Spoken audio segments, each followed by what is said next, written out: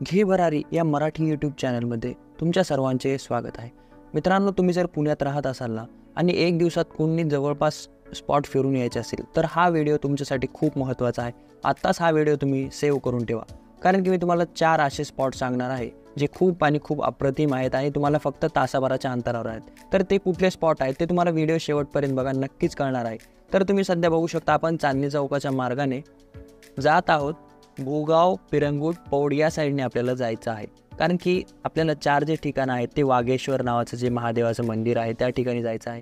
त्यानंतर हाडशीला आहे एक टेम्पल, कोळवण या ठिकाणी जायचं आहे आणि तिकोना फोर्ट. हे 4ही ठिकाण एक्सप्लोर करता येणार आहेत. सर्वात पहिले जाता तुम्ही ब्रेकफास्ट कुठे देखील करू शकता. आम्ही या ठिकाणी जोशी वडेवाले या ठिकाणी आलो होतो. बरेचसे ब्रेकफास्टचे ऑप्शन देखील होते, पण वडापाव सकाळी खाल्ला आम्ही. 2-2 वडापाव घेऊन पुढच्या प्रवासासाठी निघलो होतो, कारण की हेवी ब्रेकफास्ट केला असता तर पुढे एन्जॉय करता आलं नसतं. त्यामुळे आम्ही ब्रेकफास्ट करून भूगावच्या रस्त्याने आम्ही निघालो होतो, भूगाव पिरंगुट साईडला. आपल्याला मी तर म्हणेल बाईकवरच जा, कारण की आता सध्या मान्सूनचा सीझन आहे. खूप एन्जॉय देखील करू शकाल. जर तुम्ही 4 व्हीलरने जाताल तर ट्रॅफिक जामचा तुम्हाला प्रॉब्लेम फेस करावा लागतो, कारण वीकेंड्सला खूप जास्त रोड हा ब्लॉक राहील, कारण की सिंगल लेन असल्यामुळे बरेचसे ट्रॅफिक जामचा देखील तुम्हाला प्रॉब्लेम नंतर येऊ शकतो. आपण यानंतर आलेलो आहोत डायरेक्टली पौड गावात आलो. पौड गावात आल्यानंतर आपल्याला बसस्टँडच्या साईडने जो टर्न आहे तो घ्यावा लागतो. या ठिकाणी 2 रस्ते आहेत, एक सरळ जातो तिकडे आणि एक राईट साईडला जातो. तर आपल्याला राईट साईडच्या रस्त्याने जायचं आहे.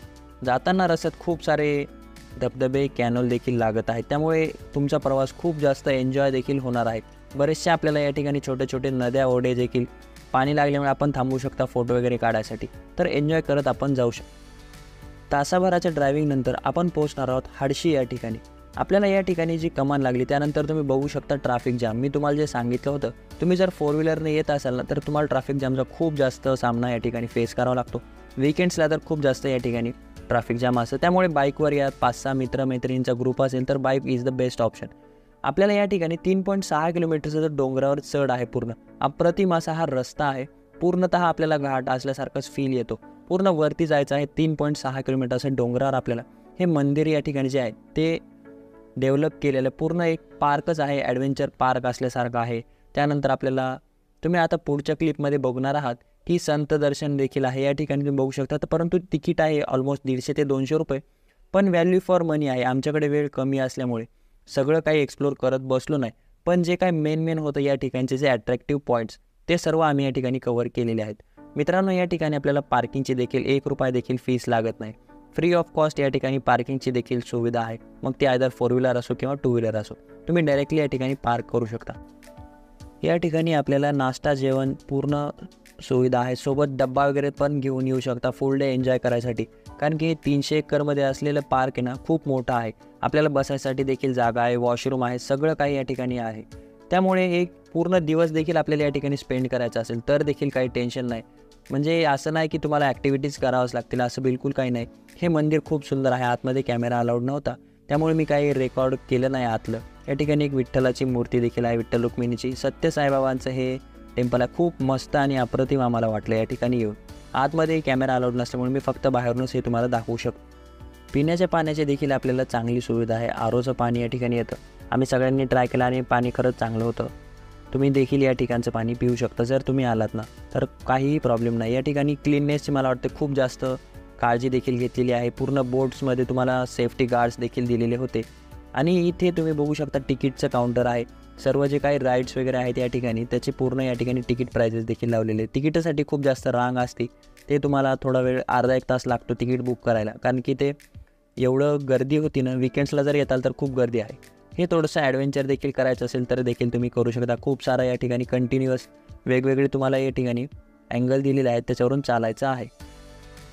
आम्ही नंतर खाली उतरलो, कारण की आमचं वरचं फिरणं झालं होतं. रस्त्याने जाता जांभूळ वगैरे खात पूर्ण एन्जॉय करत. मित्रांनो, तुम्ही जर मित्रांबरोबर आलात तर हे सगळं तुम्ही नक्कीच एन्जॉय कराल, कारण की रोड साईडला आपल्याला खूप सारं या ठिकाणी जांभूळ, त्याचबरोबर आंब्याचे देखील खूप सारे झाडं आहेत. तुम्ही बघू शकता आम्ही रस्त्याने एका बागेत शिरले होते आमचे कार्यकर्ते आणि तिथून आंबे घेऊन आलेले आहेत. ते आंबे खाल्लेच नाही, पण उगाचच तोडून तर आणलेले होते यांनी. अतिशय चांगले आंबे होते बघा. आता पावसाळा सुरू झाला आहे, त्यामुळे आता एवढं खाण्यात सेन्स नाही, परंतु आम्ही जेव्हा गेलो तेव्हा खूप मस्त अप्रतिम या ठिकाणचे आंबे देखील होते. आता आपण चाललेलो आहोत दुसरा स्पॉट जे आहे वाघेश्वर टेम्पल, जे की वर्षातून फक्त आणि फक्त 3च महिने उघडं असतं. होय, मला खूप दिवसाचं जायचं होतं, परंतु यावेळेस संडेला प्लॅन बनला आणि आम्ही सगळे या ठिकाणी वाघेश्वर टेम्पलकडे निघालो आहोत. हडशीपासून 8 ते 9 किलोमीटरवर असलेलं हे ठिकाण आहे. अगदी एका सरळ रस्त्यातच आहेत हे सगळं जे काही ठिकाणं आहेत ना, म्हणजे तिकोना फोर्ट असेल किंवा कोळवणचं जे मंदिर आहे ते आपल्याला येताना लागणार आहे. सगळे एका रूटवर असल्यामुळे आपली काही या ठिकाणी गैरसोय देखील होत नाही. थोडंसं राईड या ठिकाणी माझ्या मित्राची डेंजरच आहे चालवण्याची स्टाईल, पण त्याने मला आरामशीर नेलेलं होतं मंदिरात. मंदिर जे आहे ना ते रोडवर नाही, पूर्णतः पाण्यात असतं. त्यामुळे आपल्याला थोडीशी कसरत करूनच मंदिराकडे जावं लागतं, कारण की हे बॅकवॉटरमध्ये आहे. पावसाळ्यात तर या ठिकाणी येता पण येत नाही. आता हे ओपन होतं त्यामुळे आम्ही आलेलो होतो आणि बघू शकता गर्दी किती आहे मित्रांनो. 8 महिने हे मंदिर जे ते पाण्याखाली असतं. फक्त उन्हाळ्याचे जे काही पिरियड आहे 3 ते 3.5 महिन्याचं, तेव्हाच हे मंदिर आपल्याला सर्व भक्तांना या ठिकाणी दर्शन घ्यायला मिळतं. 1965 मध्ये जे बांधकाम सुरू झालं ना, तर त्याच्या आधीपासूनचं हे मंदिर आहे. म्हणजे 700 ते 800 वर्ष जुनं हे मंदिर आहे. पूर्ण दगड हे एकमेकांना जोडून हे मंदिर बनवण्यात आलेलं आहे. अगदी पुरातन मंदिर असल्याने या ठिकाणची अनेक ठिकाणची पडझड देखील झालेली आहे. कोकण आणि सिंधुदुर्गाची मोहीम फत्ते केल्यानंतर महाराज वाघेश्वर दर्शनासाठी आलेले होते. त्यामुळे ह्या मंदिराचा खूप चांगला देखील इतिहास आपल्याला पाहायला मिळतो. मंदिर खूप छोटं आहे आणि सगळे दगड एकमेकांना जोडून हे खूपच अप्रतिम असं हे आपल्याला पाहायला मिळतं. आता तुम्ही जाऊ शकता, या महिन्यात तुम्ही जाऊ शकता. त्यानंतर पूर्ण पावसाळा सुरू झाल्यामुळे मंदिर आता बंद राहणार आहे 8 महिने. महादेवाचं हे मंदिर आहे, आपण या ठिकाणी नक्कीच येऊ शकता. त्यानंतर आम्ही तिसऱ्या ठिकाणी जात आहोत, तो म्हणजे तिकोना फोर्ट. हा किल्ला देखील जवळच आहे, 2 ते 4 किलोमीटर अंतरावर. ट्रेकला जाण्याआधी आम्ही थोडंसं जेवण देखील केलं होतं, मी तुम्हाला थोड्याशा पुढच्या क्लिपमध्ये दाखवतो. हे आहे पवना डॅमचं बॅकवॉटर. खूप मोठं धरण असल्यामुळे या ठिकाणी आपल्याला पूर्ण रोड जे आहेत ते घाट साईडच असतात, कारण की धरणाच्या बाजूनी पूर्ण रस्ते न्यावं लागतात. हे आम्ही जे किल्ला आहे त्याच्या खालीच एक बेसला आपल्याला बरेचसे हॉटेल देखील पाहायला मिळतात. तर एका हॉटेलमध्ये आम्ही थांबलो होतो. या ठिकाणी पिठलं भाकरी घेतली, चव अप्रतिम होती. गड किल्ल्याच्या तिथे आपल्याला पिठलं भाकरी खूपच चांगली मिळते, परंतु थोडीशी ओव्हर प्राईज होती, परंतु असू द्या, कारण की 130 रुपयाला आम्हाला मिळाली होती एक पिठलं भाकरीची थाळी. त्याच्यात 2 होत्या. मित्रांचं या ठिकाणी गड किल्ल्यावर थोडं पुढं आल्यावर टाईमपास चालू होता, कारण की दम लागतो, थोडं बसावं लागतं ना. असे जे मुमेंट्स असतात ते आपल्याला लाईफ टाईम आठवल्या जातात.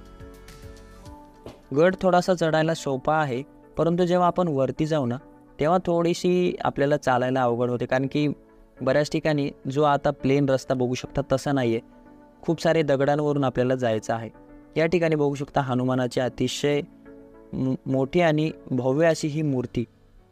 तसं तर प्रत्येक गडावरच आपल्याला पाहायला मिळते, पण या ठिकाणची खूप अप्रतिमच होती.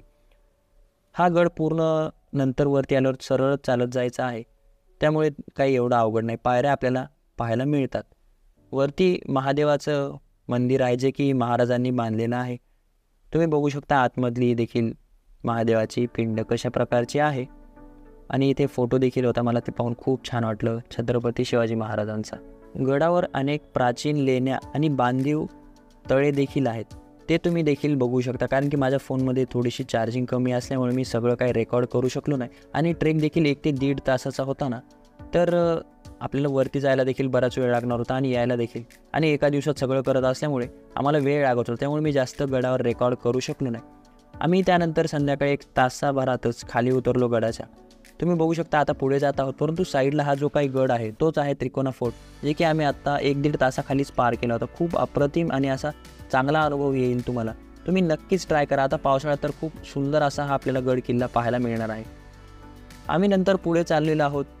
शेवटचं स्पॉट ते म्हणजे हडशीचं जे काही गणपतीचं मंदिर आहे ना त्या ठिकाणी. मित्रांनो, संध्याकाळ होत होती, त्यामुळे माझ्या फोनची देखील चार्जिंग संपत होती. सकाळपासून आम्ही बाहेर निघलो होतो ना, तर मी काय नंतर जास्त रेकॉर्ड देखील करणार नव्हतोच, पण म्हणलं जात जाता 1-2 क्लिप जे आहे ते शॉर्ट्ससाठी करणारच होतो मी क्रिएट, तर ते रेकॉर्ड करता करता हे देखील केलं आहे.